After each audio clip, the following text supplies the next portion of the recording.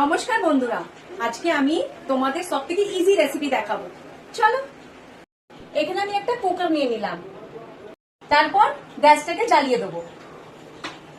আর যতটা তেলের দরকার ততটাই এই বটলে আছে। এই তেলটা এবার ঢেলে নেবো। তেলটা গরম হয়ে গেছে, এবার এর মধ্যে শুকনো লঙ্কা ছিঁড়ে দিয়ে দেবো। এবার লঙ্কাটা ভাজা হয়ে গেছে, এবার এর মধ্যে জল ঢেলে দেবো। এবার এখানে আমি নিয়েছি এক বাটি মুগ কড়াই, এইটাকে আমি ধুয়ে নিয়েছি। এটাকে এবার কুকারে দিয়ে দেবো। আর এখানে আমি 3টে আলু নিয়েছি, ছোট্ট ছোট্ট করে কেটে নিয়েছি। এই আলুগুলোকে কুকারের মধ্যে দিয়ে দেবো।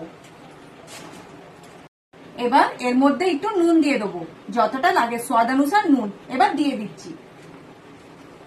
এবার চামচ দিয়ে একবার ঘেটে দেবো। এবার কুকারটাকে বন্ধ করে দেবো।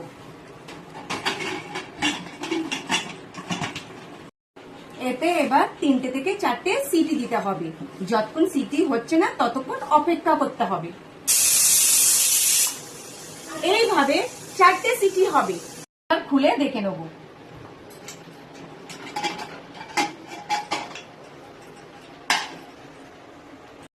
এই দেখো কত সুন্দর সেদ্ধ হয়ে গেছে। এবার এইটা তুমি মুড়ি দিয়ে মেখে খেতে পারো, দারুণ লাগবে। এই রকম ইজি রেসিপি কিংবা সহজ কাজের জন্য আমাকে ফলো করতে পারো। আবার দেখা হবে নতুন ব্লগে। সাবধানে থেকো, ভালো থেকো।